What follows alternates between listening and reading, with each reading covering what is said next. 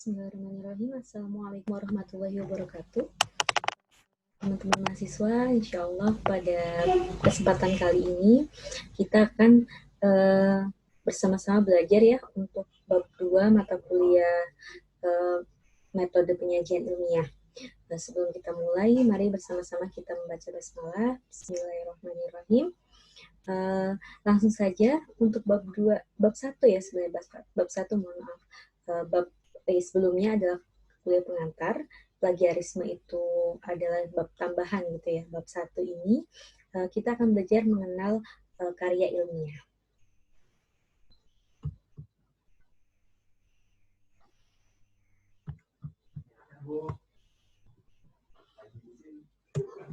Oke. Nah, kalau kita berbicara tentang tulisan, teman-teman pasti sudah familiar ya dengan pembagian tulisan berdasarkan isinya, berdasarkan isinya. Ada 3 pembagian besar jenis tulisan berdasarkan isinya. Ada tulisan fiksi, kemudian non-fiksi, kemudian faksi.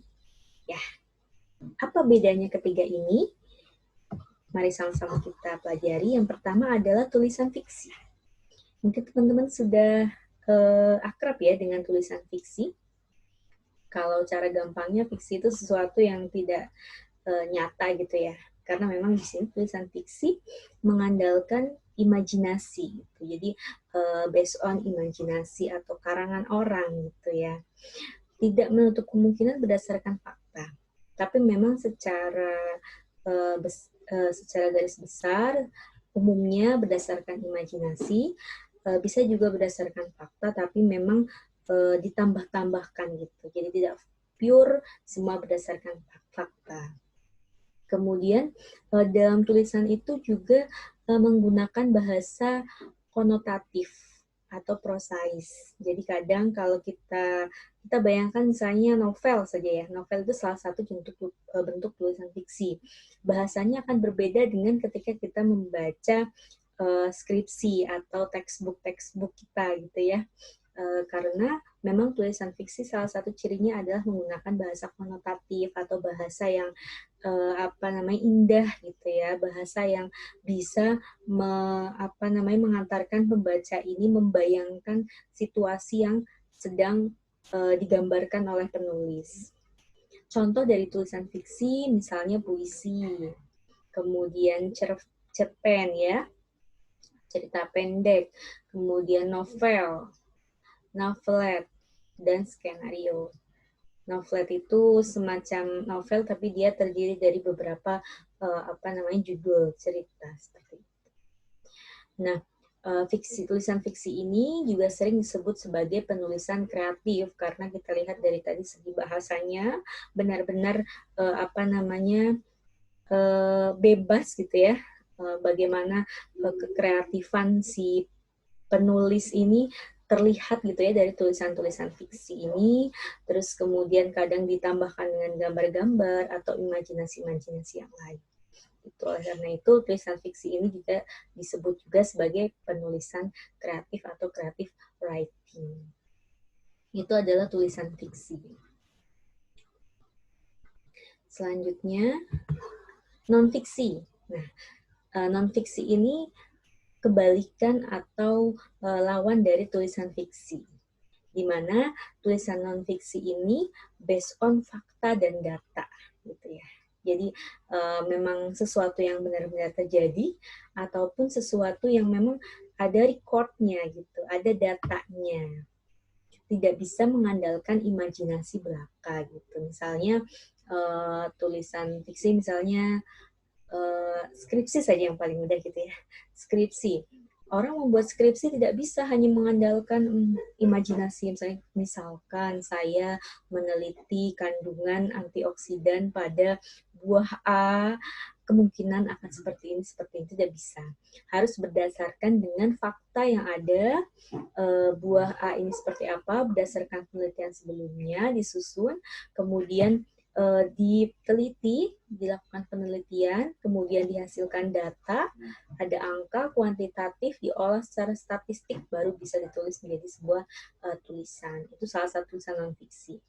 Atau di sini dicontohkan ada berita. Berita itu berdasarkan fakta atau kejadian sesungguhnya. Tidak bisa berita itu hanya berdasarkan imajinasi atau karangan. Itu namanya hoax ya. Kemudian artikel juga berdasarkan fakta atau studi literatur sebelumnya. Kemudian feature, kolom, esai, dan tajuk rencana. Itu semua adalah contoh-contoh dari tulisan non-fiksi. Kemudian tulisan non-fiksi ini punya ciri khas. Seperti halnya pada tulisan fiksi yang punya ciri khas tadi yang sudah saya sebutkan, tulisan non-fiksi ini masing-masing berbeda ya, punya ciri-ciri masing-masing. Baik dalam bentuk penyusunannya ya, susunannya, bentuknya, maupun konsumsi serta kegunaannya. Misalnya, berita kita lihat berita juga berbeda ya, berita di koran-koran, terus kemudian misalnya kita lihat di majalah yang bentuknya berita, itu pasti akan berbeda gaya penulisannya.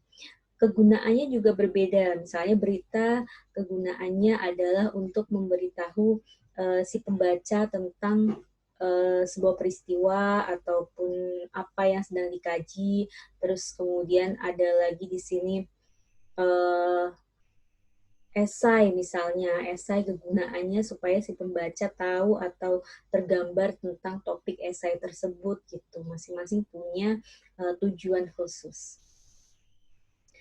Nah, untuk berita ini biasanya ditulis oleh seorang wartawan atau punya sama-sama penulis, tapi wartawan ini suatu profesi yang berbeda.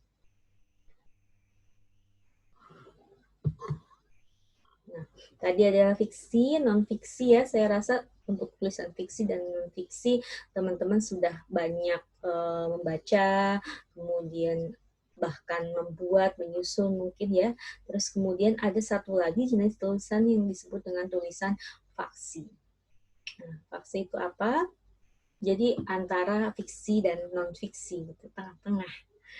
Nah, ciri-cirinya adalah tulisan faksi ini yang pertama berdasarkan fakta.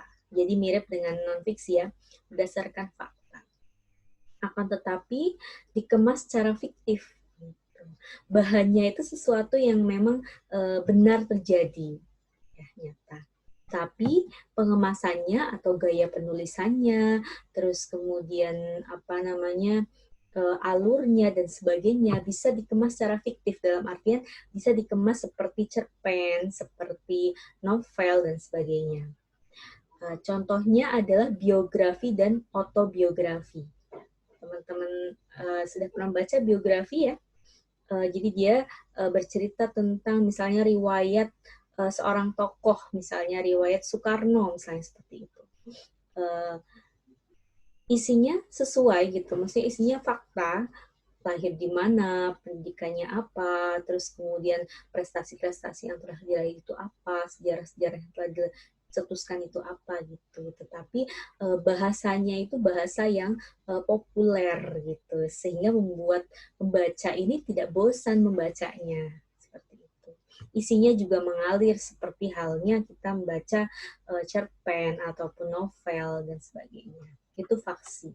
Jadi based on fakta, tapi dikemasnya secara fiktif. Jadi pertengahan antara fiksi dan non-fiksi. Nah, ini contohnya ya, biografi singkat Ki Hajar Dewantara. Nah, karya tulis ilmiah itu sendiri atau scientific paper adalah laporan yang ditulis dan dipublikasikan yang menggambarkan hasil temuan yang sebenarnya. Jadi tadi ya termasuk tulisan non-fiksi, kemudian dia dalam bentuk laporan, ditulis, kemudian dipublikasikan. Kalau misalnya ditulis, kemudian disimpan sendiri, itu mungkin belum disebut sebagai karya ilmiah. Dipublikasikan, yang menggambarkan hasil temuannya dia. entah itu dalam bentuk penelitian, kuesioner, dan sebagainya, kemudian dipaparkan, hasilnya dibahas, dipublikasikan, itu disebut karya ilmiah. Tujuannya untuk memberitahukan suatu hal secara logis dan sistematis, ya, logis dan sistematis. Artinya masuk akal ya, apa yang sudah dilakukan, apa yang sudah dibahas dan sebagainya.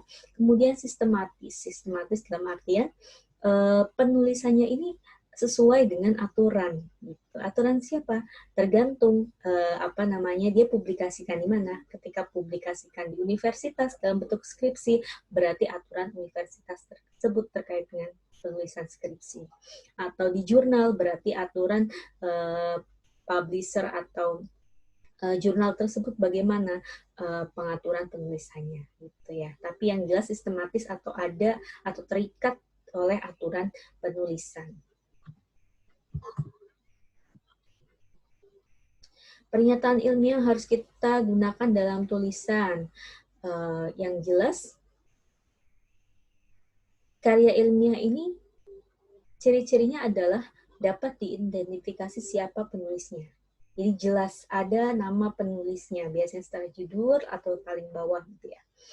Tapi jelas siapa penulisnya. Kedua, dapat diidentifikasi media komunikasi ilmiahnya. Jadi karya ilmiah dipublikasikan oleh media komunikasi ilmiah dan itu jelas tertera di tulisan tersebut. Misalnya jurnal apa, kalau skripsi misalnya universitas mana dan sebagainya. Kemudian dapat diidentifikasi lembaga penerbit. Mirip ya, beserta tempatnya juga Universitas Juanda, Bogor gitu ya. Dan waktu penerbitannya, misalnya 2020. Suka ada deskripsi di bawahnya ataupun di jurnal-jurnal juga pasti jelas kapan dipublikasikan. Itu adalah hal-hal yang harus ada di sebuah karya ilmiah.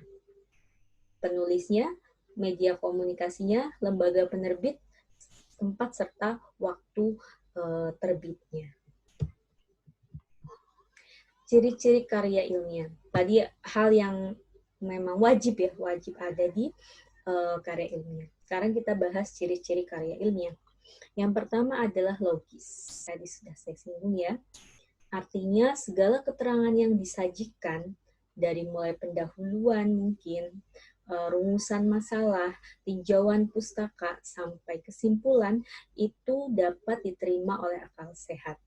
Gitu. Karena analisisnya ada studi literaturnya, kemudian sesuai dengan apa yang sudah didapat. Kemudian yang kedua adalah sistematis. Artinya tulisan ilmiah itu terikat oleh sebuah aturan penulisan yang jelas. Kemudian penyusunannya itu harus runut. Walaupun memang misalnya di jurnal itu ditulis dulu tuh abstraknya, dan di dalam abstrak itu ada kesimpulan sebagainya. Tapi itu hanya rangkuman. Sedangkan untuk susunan penulisan sebenarnya adalah dari pendahuluan, tinjauan pustaka, dan sebagainya. Harus runut, tidak seperti cerpen yang bisa bolak-balik alurnya gitu ya, tetapi karya ilmiah harus runut. Kemudian objektif. Artinya segala keterangan yang dikemukakan itu apa adanya. Misalnya sebuah publikasi tentang sebuah penelitian, maka yang dipublikasikan atau yang ditulis adalah hasil sebenarnya dari penelitian tersebut. Tidak boleh ada yang dibuat-buat, direka-reka, diimajinasi, dan sebagainya. Bahas saja sesuai dengan hasil, kemudian literatur-literatur yang sudah dicari. Kemudian lengkap, artinya segi-segi masalah yang diungkapkan dikupas lengkap-lengkapnya. Itu adalah beberapa ciri karya ilmiah ya, lengkap. Lugas, lugas ini bahasanya itu langsung pada hal-hal pokok. Apalagi kalau misalnya kita menulis jurnal atau skripsi, itu ada batasan-batasan berapa jumlah halaman, jumlah kata, dan sebagainya. Dan itu harus kita perhatikan ya, lugas.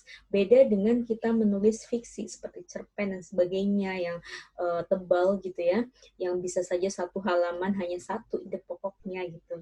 Tetapi ketika kita menulis karya ilmiah, maka harus pada inti-intinya. Begitu. Jadi berat ya, maksudnya padat isinya itu padat.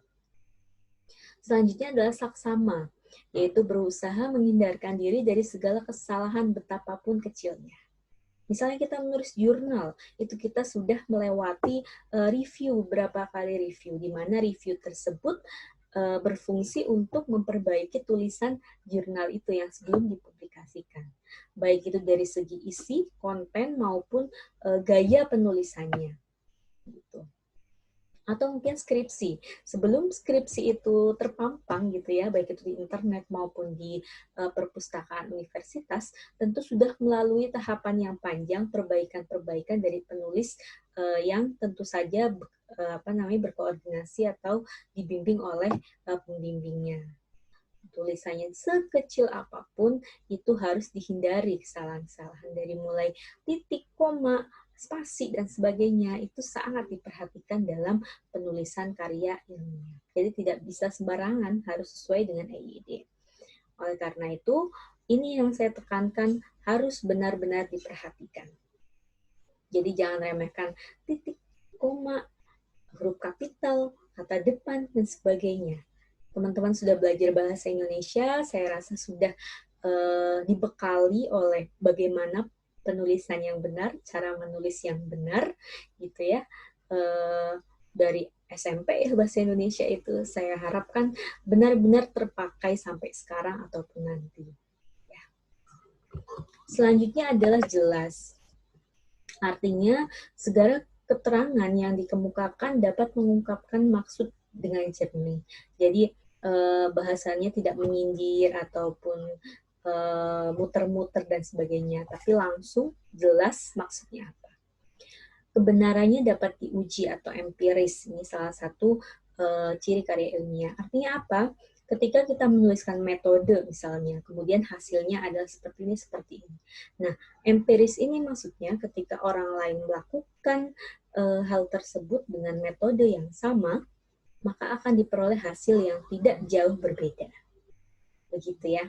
Jadi empiris.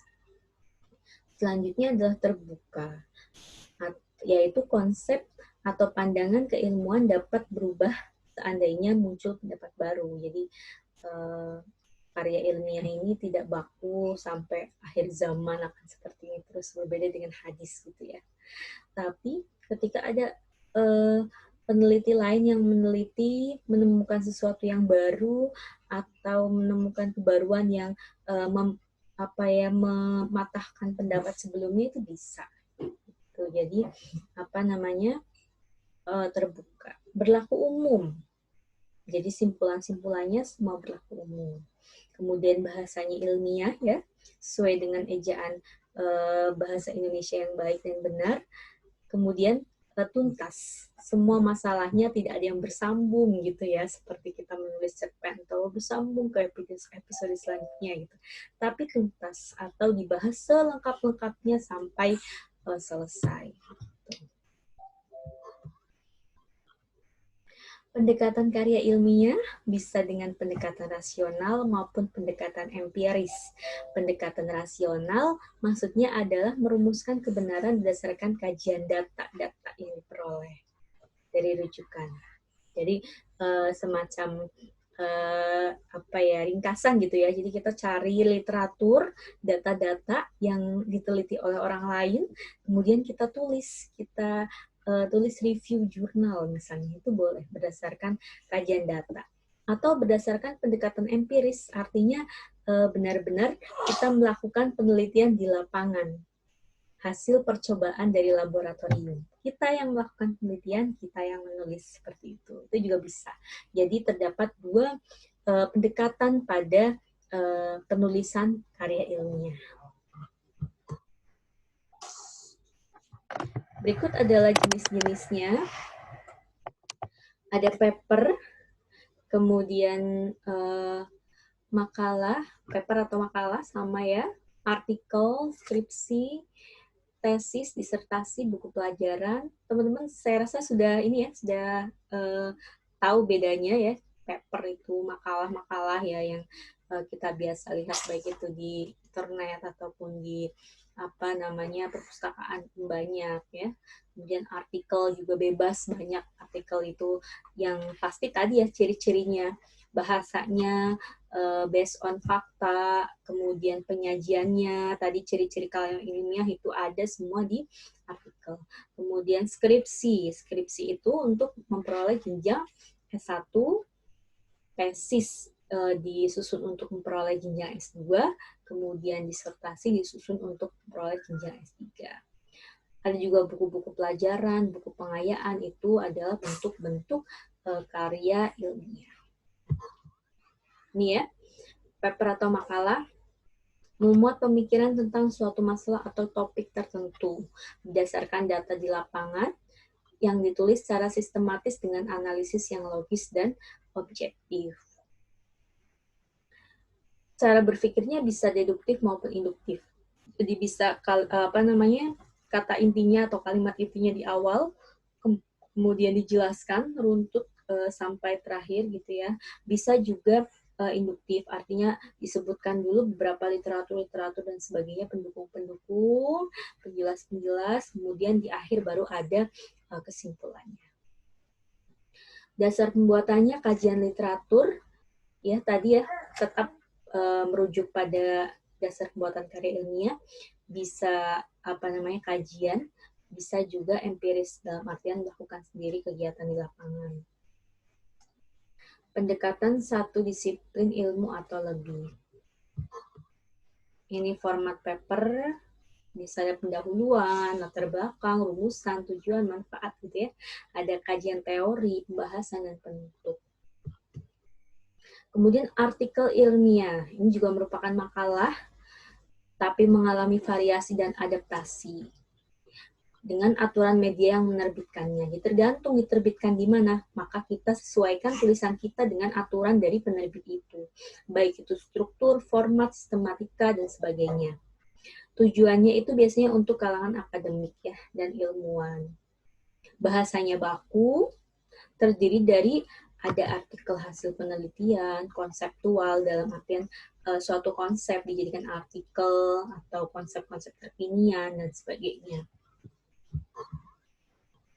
Artikel hasil penelitian, contohnya adalah jurnal ya, teman-teman sudah akrab dengan jurnal gitu ya, karena jurnal adalah teman-teman kita nanti, sahabat kita di tingkat akhir ya, semua harus based on jurnal. Karena jurnal ini merupakan karya ilmiah, tulisan ilmiah yang selalu update ya, selalu update setiap waktu ada saja penelitian baru tentang suatu topik.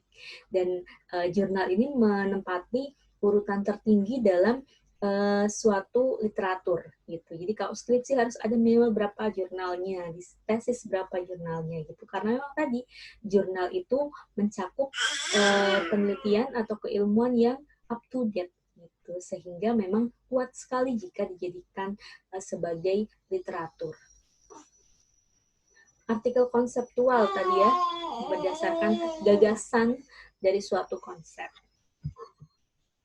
Artikel ilmiah populer, ini ya ada surat kabar, majalah yang terbit di media massa ya, gaya bahasanya lebih populer, tapi tetap menggunakan ejaan bahasa Indonesia yang baik dan benar gitu ya, walaupun bahasanya lebih populer.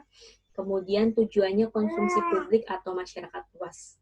Kalau tadi artikel ilmiah itu lebih ke ilmuwan ya tadi ya, terus kemudian ini artikel populer untuk masyarakat dan publik.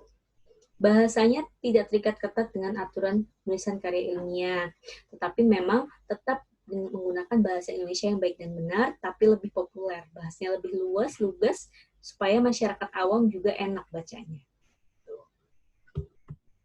Ini skripsi ya, tadi skripsi suatu syarat untuk lulus S1 ya, harus penulisan skripsi, menggunakan studi perpustakaan, hasil penelitian, literatur, dan sebagainya. Tesis ini untuk syarat S2, magister, disertasi untuk syarat memperoleh gelar doktor. kalau di disertasi yang paling ditonjolkan adalah unsur orisinalitas gitu. Jadi kalau skripsi mungkin tarafnya adalah latihan gitu ya, latihan. Jadi penelitiannya biasanya lebih yang penting saya beda bahan itu tidak masalah. Apa maksudnya hanya beda bahan gitu ya dari penelitian sebelumnya atau beda sedikit metode gitu. Tapi kalau disertasi ini sudah harus originalitas, artinya temuan gitu ya, temuan dari calon dokter tersebut. Kemudian buku-buku pelajaran sesuai kurikulum yang berlaku. Buku pengayaan itu buku-buku yang terbit oleh penerbit di luar negara ya, misalnya ada penerbit Erlangga dan sebagainya, memberikan buku-buku pengayaan untuk keilmuan. Mohon maaf ya kalau agak terganggu, ada anak saya yang sambil menemani. Oke, nah begitu saja materi tentang sedikit tentang gambaran tulisan-tulisan atau karya ilmiah. Gitu.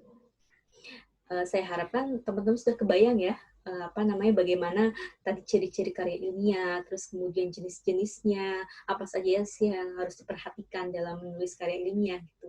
Ini hanya bab pembuka saja gitu ya, supaya teman-teman mengenal, oh ternyata karya ilmiah itu tidak sesembarang kita menulis tulisan fiksi gitu ya, tulisan cerpen sebagainya yang bahasanya lebih bebas, kemudian alurnya lebih bebas, sedangkan karya ilmiah itu terikat oleh suatu aturan. Aturan apa? Tergantung karya ilmiahnya ini fungsinya adalah apa, diterbitkan di lembaga mana. Nah, disitulah aturan itu yang kita kenakan atau yang kita patuhi untuk tulisan yang akan kita terbitkan. Seperti itu. Oke, untuk materinya saya cukupkan sampai sekian dulu. Kemudian teman-teman bisa lanjutkan di forum diskusi ya, ruang diskusi. Silahkan bertanya di sana, kemudian teman-teman yang mau menanggapi, silahkan tanggapi di sana. Insya Allah nanti akan saya menanggapi di akhir sesi, seperti itu. Atau nanti akan saya buatkan video lagi untuk jawaban dari pertanyaan teman-teman, gitu ya. Silahkan yang masih banyak yang bingung silahkan ditanyakan di sana. Ini hanya pemacu, materi pemacu supaya kalian penasaran atau banyak sekali pertanyaan-pertanyaan yang muncul. Ini termasuk karya ilmiah bukan? Kalau begini bagaimana menulisnya, bahasa populer itu apa, dan sebagainya misalnya. Silahkan didiskusikan. Baik, terima kasih. Dari saya cukup sekian. Jangan lupa isi absen ya di LMS. Saya cukupkan. Wassalamualaikum warahmatullahi wabarakatuh.